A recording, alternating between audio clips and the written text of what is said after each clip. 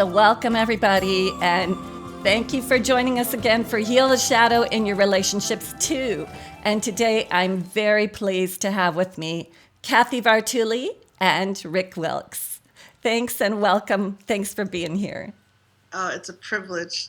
We love this topic, and thank you for putting it out there so people can find a new way to live their lives. Well, it's definitely my favorite topic, and I'm going to tell the people a little bit about you. So Rick Wilkes and Cathy Vartuli are emotional freedom coaches who help people of all ages and backgrounds transform their emotional world so that they can live, laugh, and love with confidence.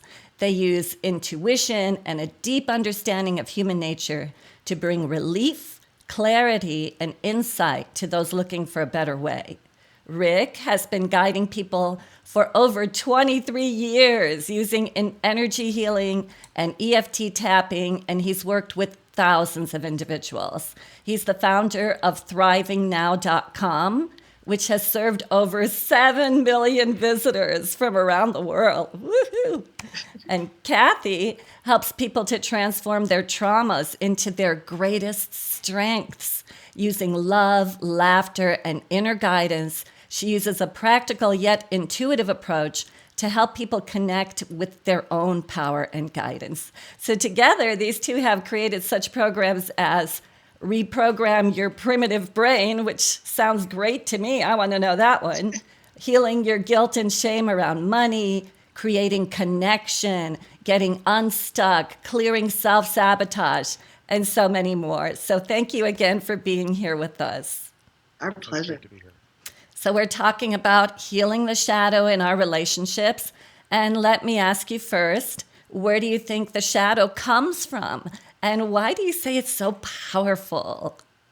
I think we've all tried to fight the part of ourselves that we don't love. And I was really stuck in a place many years ago. I had a lot of trauma, and I hated part of myself. And I wanted to defeat it and overcome it. And people talked about overcoming their ego, and I was so into that. I was reading all those books. But the more I fought that, the more torn I felt, and it felt like it gave it more power. The more I struggled, it was not working. And I'm a research scientist, PhD, and you repeat experiments a certain number of times and you go, that's not working. And I'm really blessed. Rick was originally my coach, and I'm really blessed that I stumbled upon EFT, emotional freedom techniques, which is you tap on acupressure points to change how your brain holds different beliefs. And Rick was one of the first people I worked with, and I worked extensively with him because he's so powerful and so intuitive. And as I started doing research into how the brain holds us and how trauma affects us, and started bringing that in with what Rick was doing, and we started working together as coaches after I got certified, we started to discover that the shadow part of us, the part that people hate and want to destroy, is actually part of us that loves us desperately and is trying to help and will not give up because it loves us that much. We can never defeat that because we're trying to separate ourselves from ourselves, but it may have outdated beliefs in the way. And the survival part of our brain, which is often where these beliefs are held, is very powerful. It always has first dibs on our resources. If you put your hand down on a hot stove, you're going to pull that hand away before you even think about it because the survival part of your brain is danger. This is bad for you. You can overcome it short term with willpower. So if someone came up to you and held a gun to your head and said, you have to keep your hand on that hot stove, you could do it for a little while. It'd be horrible. You'd be fighting yourself the whole time. And unfortunately, that's what most of us are doing all the time. We're trying to overcome this very powerful part of us that is convinced that the only way to save us is to do this pattern that's causing us harm. And it means so well. It just has information that's either outdated or was never correct. Because most of us made these decisions when we were like 3 to 5 years old, and we had limited understanding. So if mom or dad came home in a really bad mood and screamed at us, we might decide that it was because we were coloring. We were coloring at the time. Oh, coloring is the problem. I should never be creative again. Or when we ran up, we were so excited to see them and hug them, and they yelled at us. Oh, I should never reach out for love. I should wait till that other person comes to me. So we're letting a 3 to 5 year old decide how we live our lives. That part of us loves us and wants to help us, but we've never been able to go back and say, hey, sweetheart, that was a long time ago and that was a good decision then, but let's do something different. And that's why we love the approach we use so much, because it can just literally reprogram how you're approaching this. Yes. Well, I love that you say that this side of us, the shadow, loves us so much. I know that it's trying to protect us. Yes, It thinks that it's doing us a favor, absolutely. keeping us within these very narrow limits of what we decided, like you say, when we're children. And we just, don't know why in our adult lives we keep bumping up against blockages and we feel there's some kind of a glass ceiling or a glass wall. Rick, did you have anything to add to that? I do. I mean, we could talk about this for weeks, but I wanted to share that right before we got together today, I went out in the sunshine, and my shadow has not been a part of me that I've been paying a lot of attention to.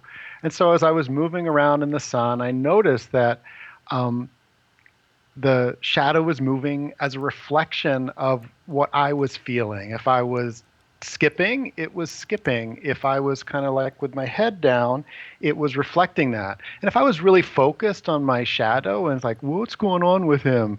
What's going on there? It I believe that our shadow does give us information. It gives us an aspect of ourselves, a reflection, an imperfect one, and it's not the complete picture. But as we start relating to it as a reflection of something that's perhaps being expressed within us, and when it starts getting in the way, I wanted to take this picture of this dandelion. I love dandelions.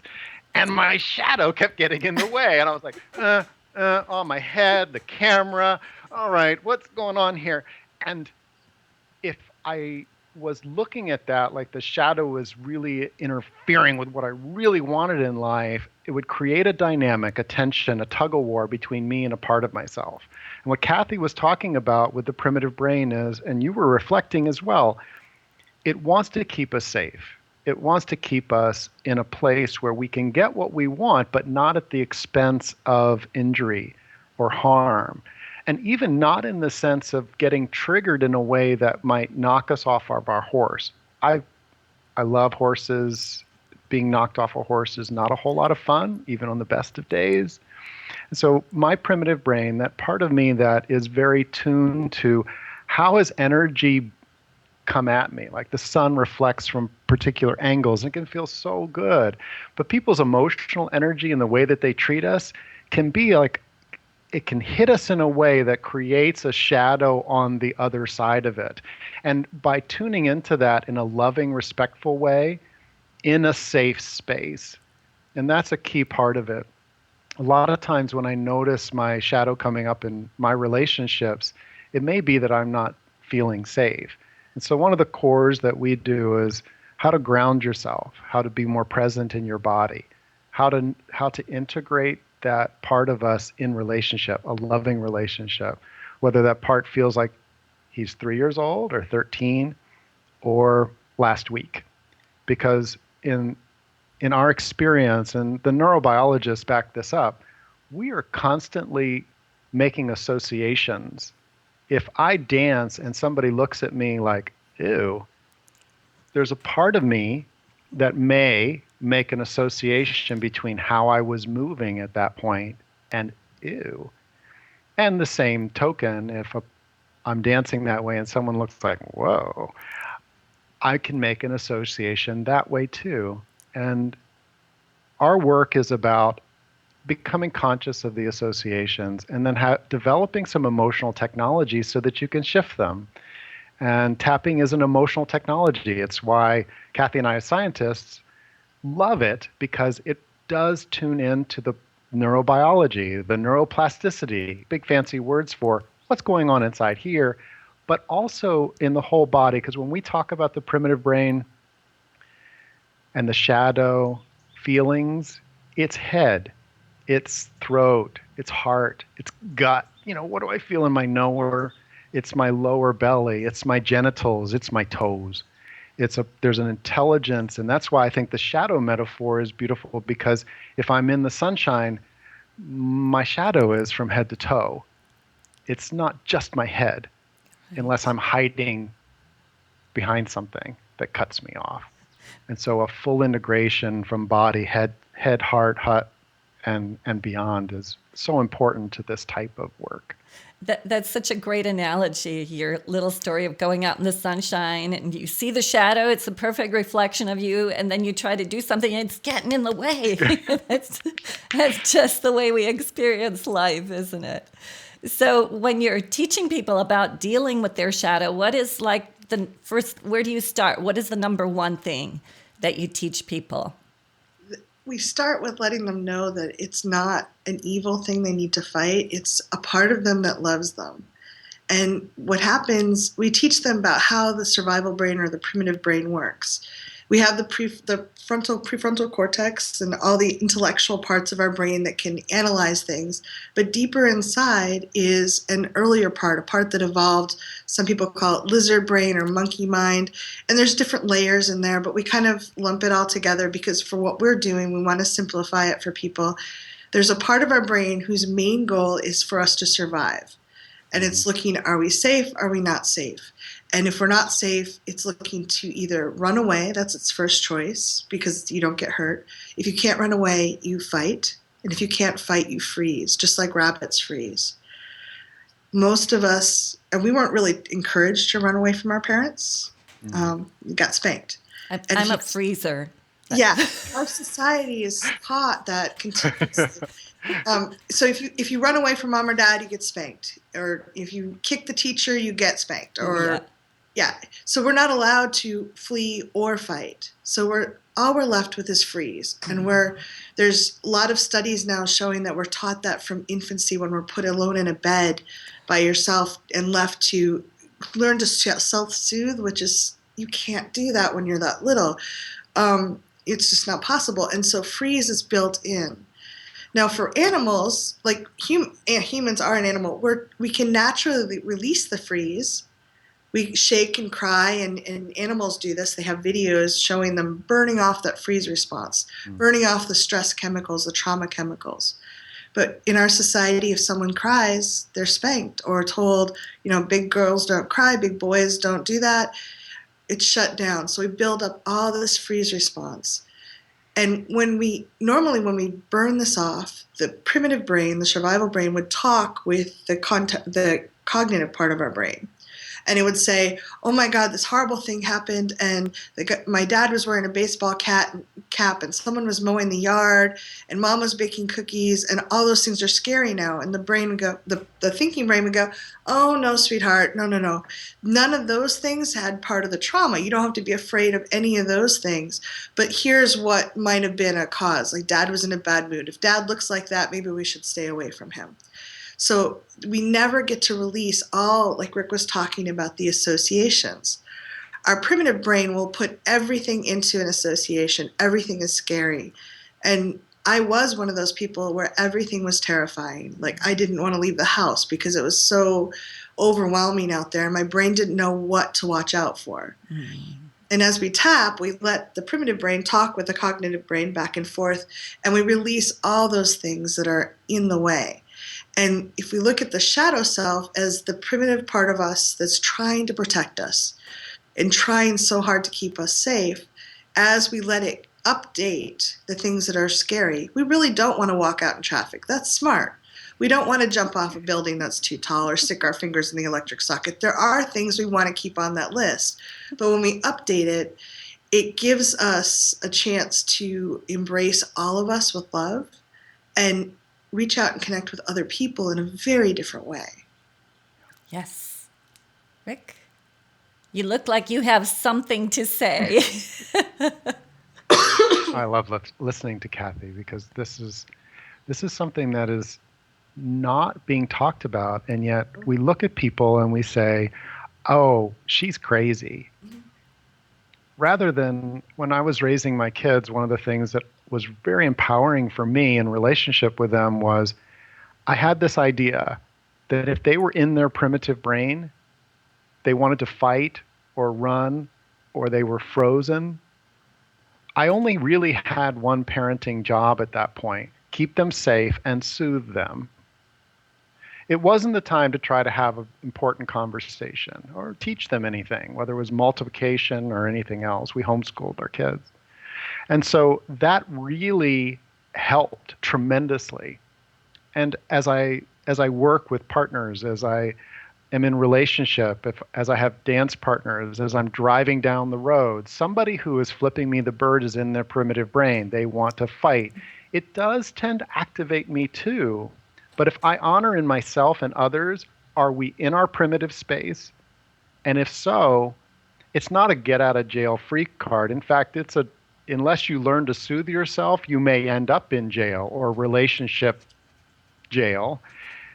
It is an opportunity to learn some skills to notice in other people and to soothe ourselves. Tapping for me is a way of self-soothing. These points are comfort points.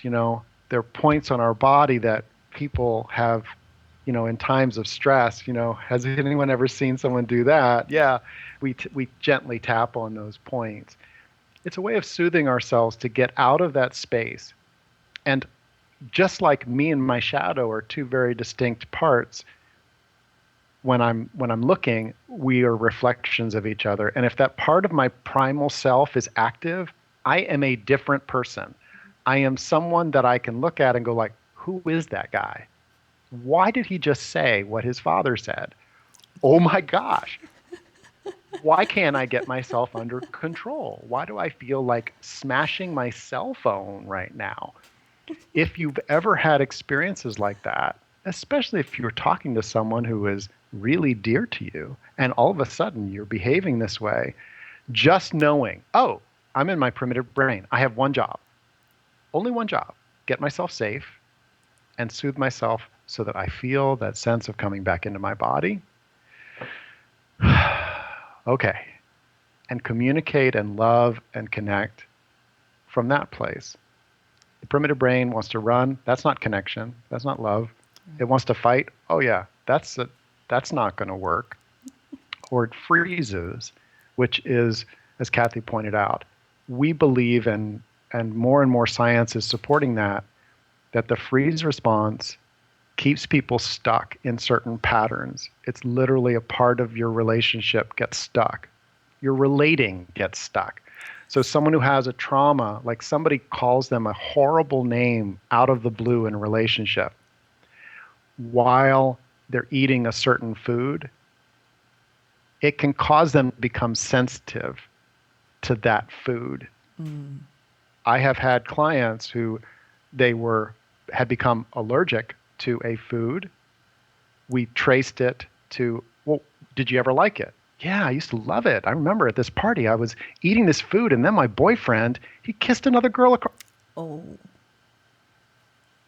Bingo. Okay. And they literally stopped talking at that moment. Yeah. And if you're ever telling a story that has an emotional component and you can't find the words, or you just feel like you start skipping over the story, that's a signal. That's a signal to us as coaches. It can be a signal to you. Oh, my friend has a little freeze there. I have a little freeze there. And it can be a little freeze that has a huge impact on how safe you feel connecting to others. Yeah. So that's a great point. And you made a lot of great points here. As somebody's talking and they stop, my response to that is, it must be the emotional brain taking over, because that makes us nonverbal right there in that instant, right? So they just got this emotion, they just connected to it. And like you say, as a coach, that's where you want to go in and see, like, okay, tell me what that's all about. But I love the suggestion that you made there. When you find yourself in your primitive brain, two things only. Don't think of like trying to talk it out with your spouse or anything in that moment. Just try to feel safe and try to soothe yourself. And I think that's really, really great advice. So I have a question. Why is it so hard for us to see our own blind spots? Why can't we see what's in our shadow? I think so much of it is, I mean, it's a great question. So much of this is about what we've been born into. We learn these patterns partly from our parents, partly from our own early experiences. So they've always been there. And it's kind of like a fish in water. It doesn't realize that it's in water. We don't realize that there's something off. And I used to have so much noise in my head and so many the critical voices and all this, conflicted shadow energy, if you using your term. Um, I just thought it was normal. I thought everybody had that. And it wasn't until I started tapping, and I love the technology because it's something I can use with a partner. Rick and I use it. We'll be doing a project, and we'll notice, like, you seem a little resistant to this. Is there something coming up? We can tap for like 5 minutes, and it's such a loving thing. It's a beautiful way to support someone, and then we can move on without that being in the way. How wonderful to have a business partner that is aware of this. Yes. I have had too many business partners that were not. So Yeah. Well, and I've done it. I've done this too with people I've dated, and it's just, as I was dating them, like, would you like to try this out? And then they can support me too. Like, it's a beautiful technology to have, and it really opens up the intimacy, and you can clear things as you go. But back to your question about why we can't see our own blind spots, is they've always been there. And we may not notice them until someone points them out to us. That's one reason Rick and I do the coaching we do. We love teaching people to do this, tap with themselves and give them information, but it can really help to have someone say, have you always had this fight with your partner on Thursdays? What was Thursdays to you? Oh, that was the night my dad watched us when we were little, and he was always really mad that he had to watch us because that wasn't man's work. And like, we have these subconscious things that happen, and until someone asks a question or kind of goes, oh, you seem to do this a lot, what's going on, we just don't always notice that it's there. yeah, very true. Rick, you want to add? And well, a lot of times people will notice something that we do, and their primitive brain kicks in. Mm. And it's like, you need to change this so that I feel better. You need to change this so that I feel better. It's a form of, the primitive brain likes to control the environment and in order to be safe. And so one of the cool things about people that are taking this emotional journey in a way that is self-aware is they start with, how do I feel in my body when my partner does this or says this? And it gives us an opportunity to soothe ourselves and get to a place where we're not in our primitive brain. We can actually practice things like empathy and compassion. We can imagine what might be coming up for the other person. The primitive brain does not have that capacity. God bless it. It does not pick up on those subtleties. It's just about, can I force someone to do something differently? Can I run away from this? Or do I just have to freeze and put up with it and try to suppress my body reactions, which can work for a while, but then it causes chronic disease and all kinds of other things. Okay. And so if we're going to move into deeper and deeper relationships over time, instead of people like becoming further apart as they get deeper into time together, which to me is very clearly, you step on my trauma, I step on yours, you step on mine, I step on yours, and then we get out of dancing range so that we're not even dancing to the same music in the same room of the house versus, ouch, that hurt, okay, how do we change that reaction? How do I develop a new program, a new attitude and energy while still having healthy boundaries? That kind of deeper and deeper and deeper intimacy takes different skills than I'm aware are typically taught. And that's why a series like what you're offering here, as people who are deeply interested in an intimate relationship with themselves and all their energy, including their dancing shadow or their angry shadow, and want to take that out into loving connection with other people. Wow. That, to me, is the leading edge of relationship. Not just being civil to one another. That's sometimes hard enough. But as we get deeper and deeper into someone's inner world, how to create that safe space so that someone can share what's going on for them and not end up in a primitive brain spiraling battle. Yes. Well, we've been talking about the shadow and we've been talking about it in relationships. What would you say, and I'm taking us just slightly off topic, but since you brought it up, what would you say to people who are single and who are wanting to attract a relationship and they say, well, I don't have an intimate relationship where I could work this stuff out with somebody intimate. So what can you say to those people? Do you want to go first or? No, you go, Cathy. Yeah.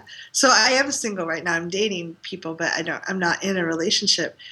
As I work through this stuff, my relationships with my bosses, my coworkers, Rick's my best friend and my business partner. That's all transformed. We're all interacting with people, whether it's the person at the checkout line at the grocery store. We're constantly interacting. There's plenty of places to practice. And as I'm really grateful because I had a lot of traumas and my parents really cared, but they had such a bad relationship with each other. I had all these ingrained habits. And I'm grateful that I got a chance to clear them out before I was in a relationship and doing that dance. Like getting to dance solo for a while and work that out, it allows me now when I'm relating with people to come with a much different energy. And I'm noticing I'm attracting different kinds of people than I used to. The people I used to date, I was always like, how did I end up here again? But I had the same habits that was attracting those kinds of people. And as I released those habits and I wasn't so guarded and shut down. I was more open. And people that I'd always kind of admired from a distance but thought were out of my league, so to speak, I'm dating them now. And I'm just, wow. I'm having the best time. And I thought, oh, I'm a big woman. No one will date me. Not true. That's a story we tell ourselves. The primitive brain loves to hide behind those things. I'm too old, I'm too fat, I'm too skinny, I have hairy legs, whatever it is. Those are stories we have that we can keep ourselves safe. They're a shield, but we'll never build intimacy. So when you start blaming those things, realize that there's probably a deeper fear underneath and you can heal that and then start going out and having amazing connections. Yeah, I love hearing that. And I love that you said that it's just those stories are just trying to keep us safe. We think they're true. Yeah. Oh no, it's really true that I'm too large of a woman. It's really true I'm not. No, you're just trying to keep yourself safe. So I wasn't in a relationship for 14 years because I believed I'm too big. No one will want me. Yeah. And I did not lose any weight. And I went out and I've had as many dates as I can fit in my schedule ever since I changed that belief. Yes. And there's all kinds of people with all different tastes. I went to visit my relatives in Lithuania, and they're looking at me going, "You're anorexic." My cousin's husband, they're both quite hefty, and he said, "I need a woman with a lot to love." So. I really think so much of people look at overweight people as distasteful often in our society. We've been taught that to a certain extent. But part of it is so many people that are bigger have so much shame about it. Yes. They've earned it. I mean, society has overwhelmed them with the "you're too fat" stories. But the shame we carry around, that's what's distasteful to a lot of people. Yes. So people that probably would have never dated me when I was full of shame, at the same weight, some of them are glad to go out with me. Yes. And that's, and I'm just having a really good time. So you don't have to be in a deep, intimate relationship to do this work or clear things out. In fact, it gives you a lot of flexibility. In dating different people, I'm running into different interactions and all different things are coming up for me that I can clear. So it's been really fun. Cool. Love it. Rick, do you have something to say about that?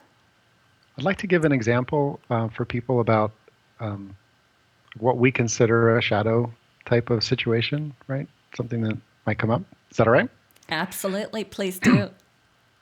So if you were talking about partnerships, and we've been looking at partnerships and relationships, how many of us would get into a car with someone if they didn't have brakes? They had a good go, but they didn't have a use of the brakes.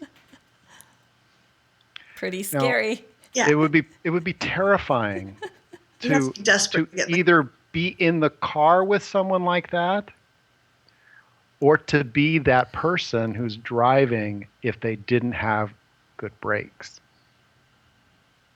So if I'm going to be in friendship with someone, and this is not something that I ever did before, but if I'm going to be in friendship with someone, I'll say, how good is your no? What do you mean? Well, that's a first little indicator. If somebody hasn't really come to peace and solidness around saying no in relationship, if this is a new concept for them, that's information for me. And I want us to have this conversation between each other. Like if I if I ask you to go to a movie that I really want to go to and you don't want to go to that movie, how easy will it be for you to say no? If you're out on a date and you say something like, listen, I never want you to do anything that isn't an absolute yes for you. So I want to ask, are you really comfortable and confident if I want to hold your hand or I ask whether you'd like to get to kiss? Are you really confident saying, no, that's not a yes for me right now? And then just be quiet and see who shows up. Because if that person really, if that's their terrifying edge, it's really good information to find out in the first interactions that we have in that safe space in the coffee shop or in some place where we're really exploring each other. It's good to know, do they have breaks? Can they say no? Even to practice it, saying no to each other. I don't feel really safe in a relationship until someone has said no to me a few times around something. And that tells me that they know how to stop at a stop sign. They know how to, if they sense that there might be a child or a deer running across, the equivalent of a child or a deer running across the road, that they will use their brakes in a. Imagine what that does to us when we know that our partner has a good, solid set of brakes, that they can say no at any point. I'll even be explicit if I want to be in a love relationship with someone. I'll say, listen, I want to know and feel confident that if you needed to stop mid-stroke, that you could say, hey, let's stop.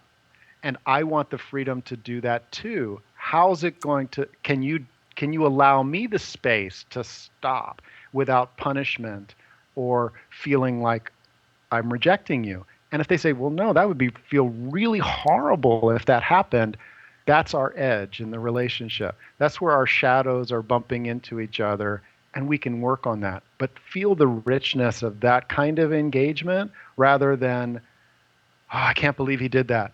Oh, I don't know why she doesn't want to do that with me. I mean, everybody else does. Why doesn't she want to do that? That kind of confusion that we're most, when you look at television about relationships and when you hear people talking about it at the coffee shop, there's an awful lot of that going on versus a kind of engagement around, do you have breaks? Do you like using them in order for us to have a great, amazing journey together? So what is the danger of somebody who doesn't know how to say no? Well, then I can't know that when I invite them someplace or to do something or to engage in a certain way, that they are able in a healthy way to reflect their own feelings and needs and values. And I've noticed that people will just move away. If they don't have good breaks, they'll move away from people. Yeah. And it's useful information. If I'm moving away from someone, what doesn't feel safe there? It could be that I just don't feel confident in my ability to communicate my needs in a safe way.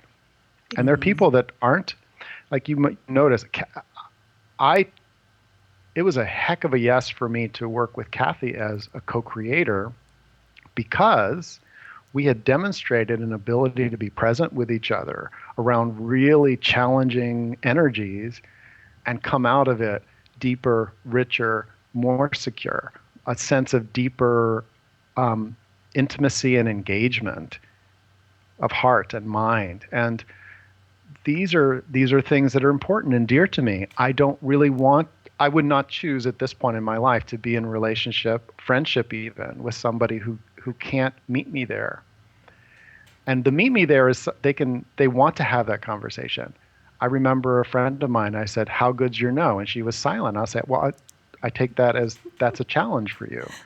And she was about to get undressed and get on my massage table under a sheet.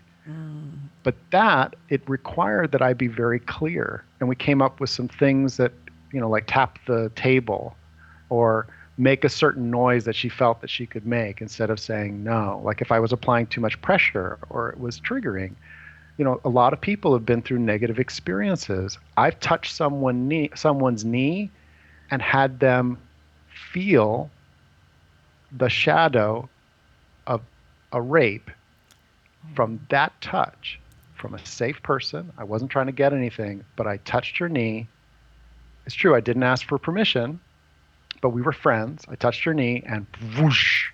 Now I knew what was going on. She had gone into a cascade of trigger, and I did my best to kind of soothe her back into, this is the middle of a coffee shop. If we get savvy with that type of engagement, it allows us to be really resilient. But with my friend, I made an agreement with her that we would never do anything that wasn't an absolute yes. She didn't have lunch outside with me for 2 years until it was a yes. And I remember about 5 years into the relationship, she said, "You're the first person in my whole life that I have never done anything that wasn't an absolute yes, including going to lunch. But you're not the last." Because I've started with each of my friendships to have that conversation. How's your no? Can we agree that we're going to do things that are a yes? And if we feel disappointed or sad or triggered, it's okay. We're going to stay true to that agreement. That lets our shadow self feel safe coming out. And I think that relationships are a great place for us to heal, to feel seen and supported and loved in the ways that we needed back then but didn't get. Yeah.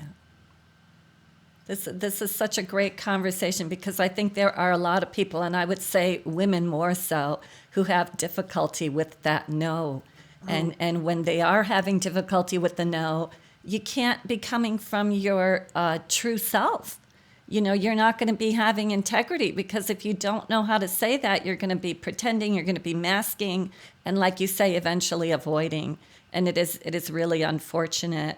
It builds so much resentment in a relationship too. If I'm constantly doing things because I can't say no and you're not getting my subtle hints, and then I'm grumpy about it. And so many relationships run on that. That's like so sad. Oh yeah, no, I've been watching certain relationships around me coming apart because of that. So, so I'm going to ask one final question, which is, how do we transform our shadow into a powerful helper? I've heard so many coaches and so many mentors say that where your shadow is your greatest power. Yes. And so I'd love to hear you address that.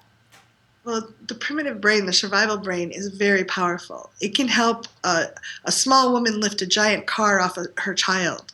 So there is power there. And when it's fighting you, it's almost impossible to move forward. But we love EFT. There's other approaches too, where you can kind of go in and say, reprogram that part of you and say, listen, that used to be the best option. Never saying no and being agreeable when you're 3 or 5 and mom and dad don't have the skills to communicate in a different way. That was brilliant. Thank you for that. You saved my life. You did the right thing. That was smart.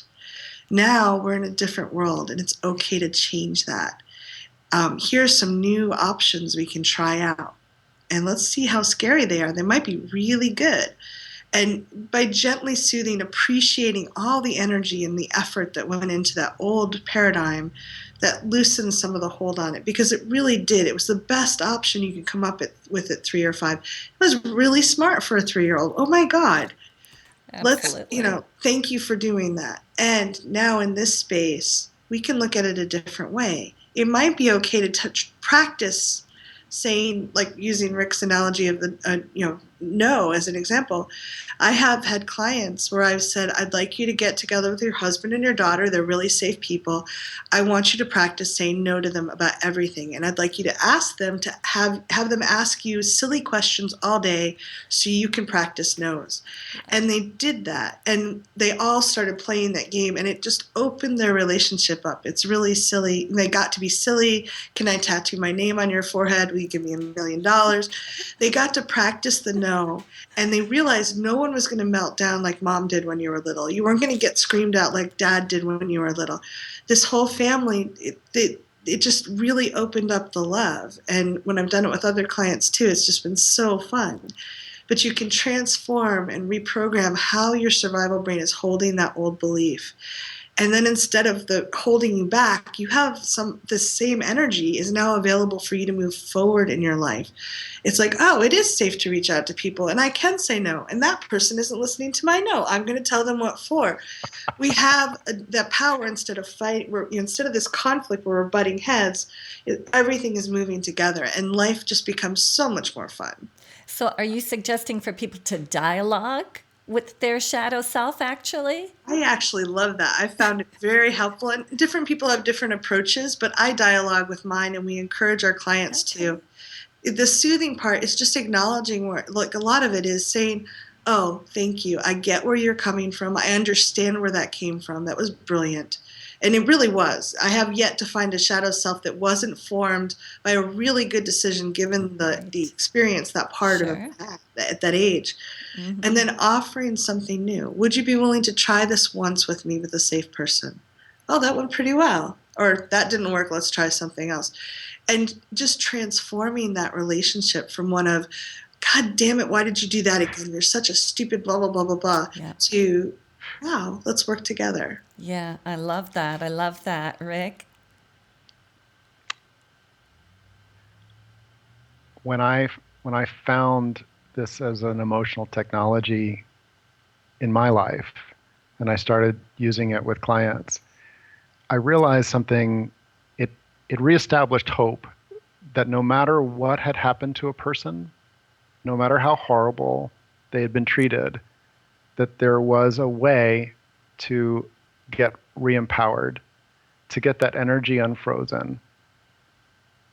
In neurobiology, they come to understand that someone who has been traumatized and frozen feels very weak, may not be able to do the things and be the things that they want to be.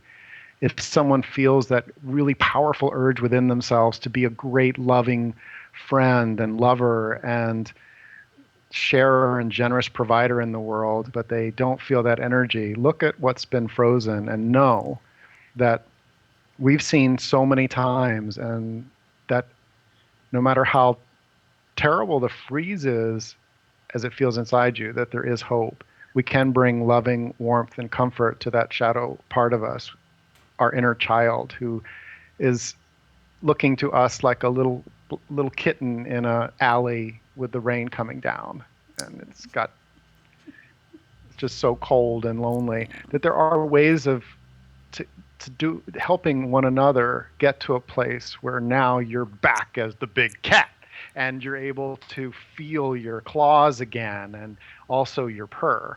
There is ways to do that, and not everyone knows that yet, that there are technologies like this, and this is one of a number of them, but it's a really potent one for getting your big cat back, and getting to a place where you can feel yourself again, where your shadow is more a reflection of your dance rather than the focus of your energy. That to me feels really good. Yeah, the focus of your stuckness or whatever, yeah. So Cathy and Rick, I wish we could just talk forever here because I love hearing everything that you're saying. Why don't you tell us about the free gift that you have for our viewers, which is called Awkward is Okay. I love the title. It's so cute.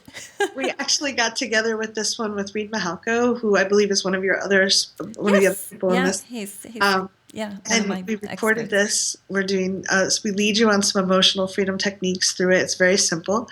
And we talk about a lot of people think they have to be perfect. We kind of were taught that we should be all together and we should be confident and have no flaws or fumbles as we go forward.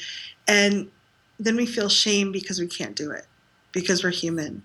And so we feel will really help people move forward, because once we accept that we're awkward and that everybody feels awkward sometimes, we can build intimacy very quickly. So if I'm trying to be perfect and have it all together, I'm constantly monitoring myself to see where I'm not perfect. Just like Rick was talking about, when we focus on the shadow and fight it. Versus if I tell you, wow, I just moved and I'm feeling a little bit overwhelmed right now. Or every time I'm at a party, I never know what to say. If we actually share that with people, we open the door to intimacy. And I've actually used that line a bunch of times at parties, because I'm not someone who's very I don't know how to do small talk, really. I love to talk about deep stuff. And when I share, I never know what to say at these things. People are like, oh, me too, thank God. And we start having a real conversation with real people, rather than, oh, the weather's been very nice this year, and this social fake thing that goes on. Yeah. So allowing yourself to know that it's okay to be awkward sometimes and to share that with other people is a great way to bridge. You're accepting a small part of your shadow self rather than trying to dive into the deepest shame. You're teaching yourself that you can take this baby step and succeed. Yeah, absolutely. So we've got a link down here below the video where people can go and get that beautiful free gift. And I totally vouch for the awkward is okay thing. When my husband and I first got together, we felt like we were like these geeks, and we wear glasses and we like really reading and being intellectual, and we just like, oh my God, you're part of my kind of tribe, and it's really bonded us. So it really helped us to come together based on the awkwardness. So I love what you're doing, and I'm going to say bottom line, what you tell everybody is free yourself of your emotional limitations, of your emotional stuckness. And of course, you have various techniques to do that. And that's when you will be able to open up and blossom and really have true, good, beautiful intimacy in your life. Is there any other parting words of wisdom that you would like to leave for the viewers? I think that the more you can expose yourself to what you're offering, Holy, is so beautiful, because our primitive brain is looking for a tribe that's doing the same thing. It never wants to be the only person doing something, because it's really scary. That could be dangerous. So when you're exposed to all these other people are doing this, it's much easier to transform what you're doing. So this kind of work, where you're listening to a bunch of other really savvy people share amazing ways to approach this, and finding the ones that feel really good to you, that's so powerful. And I'm so appreciative of what you're doing in the world and the difference you're making. Thank you. Thank you. Any parting words, Rick? That was perfect. That was perfect. Well, I just consider this my contribution to world peace. So, okay. Ours too. All the people that are coming here and listening, they're making a contribution to world peace too, because they are. When they walk through the world, even if they're not doing summits or interviews, they walk through their world in a different way, and it ripples out, and it does make a very big difference. It does. So thank you again for being with us. Totally appreciate both of you. Much love to you. And much love to all the viewers. And see you on the next Heal the Shadow in your relationships too. Bye-bye.